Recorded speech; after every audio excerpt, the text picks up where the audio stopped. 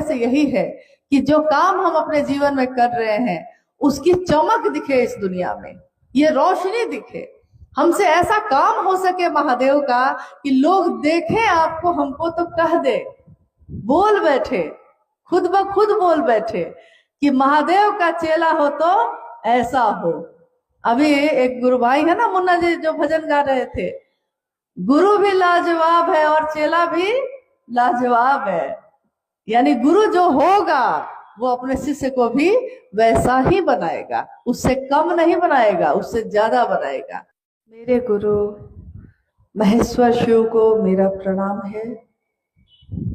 इस कालखंड के प्रथम शिव के शिष्य हम सबों के परम आदरणीय वरेण्य गुरु भ्राता साहब श्री के चरणों में मेरा प्रणाम है। शक्ति स्वरूपा मां नीलम आनंद जी के चरणों में मेरा प्रणाम है और कुशीनगर के इस स्थल पे उपस्थित आप सभी गुरु भाई गुरु बहन के चरणों में मेरा प्रणाम।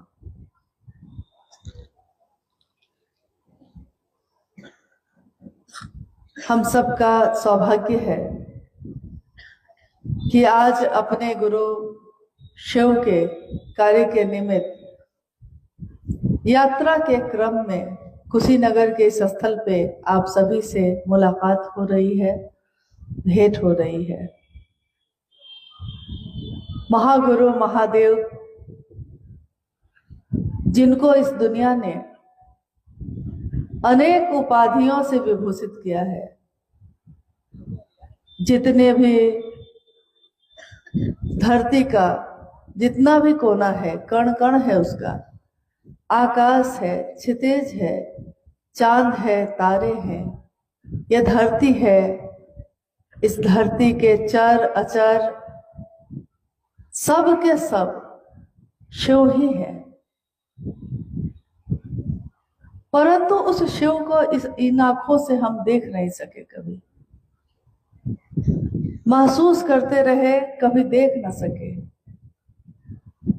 हजारों साल का इतिहास जो उपलब्ध है वो बताता है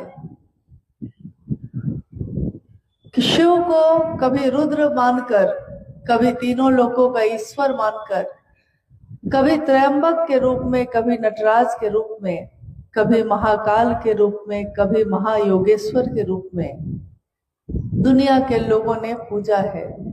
जिसने जैसा जाना उसने वही नाम दे दिया। शिव तो एक ही है, हमारी दृष्टि उनको जैसा देखती है हम उनको वही नाम दे देते हैं। वो शिव एक ही है, हम शिव ना हो पाए, वो शिव ही हमारे जैसा हो जाता है। दुनिया में ज्ञान की इतनी धारा आई, ज्ञान जिसके बारे में अभी थोड़ी देर पहले भी अनु भैया कह रहे थे अपनी चर्चा में कि रावण इतना बड़ा भक्त था, ज्ञान नहीं मांगा तो सब कुछ विनष्ट हो गया, सब विध्वंस हो गया। यानी अपने जीवन में एक इंसान को, खासकर इंसान को ज्ञान की जरूरत पड़ती है, हर काम के लिए पड़ती है। बच्चा जब पैदा होता है अपनी माँ को पहचानने के लिए भी उसको ज्ञान की जरूरत है। अगर उसका दिमाग काम नहीं करेगा तो वो अपने माता पिता को भी नहीं पहचानता। हर कदम पे ज्ञान की जरूरत पड़ती है। हम अपने से छोटों से भी ज्ञान लेते हैं। अभी आप देखिएगा कि हर हाथ में मोबाइल है, मोबाइल फोन है। अक्सर हम नहीं जानते कि उससे कैसे काम लिया जाता है, कैसे खोला जाता है, कैसे बात की जाती है। तो हम अपने घर के बच्चों से भी पूछ लेते हैं, बउआ जरा बताओ कि फोन लगाना है कैसे लगाए, फोटो खींचना है कैसे खींचा जाता है। यानी हम छोटे से छोटे बच्चे से भी जगत का ज्ञान लेने के लिए संकोच नहीं करते हैं, उससे पूछ बैठते हैं और सीख भी लेते हैं।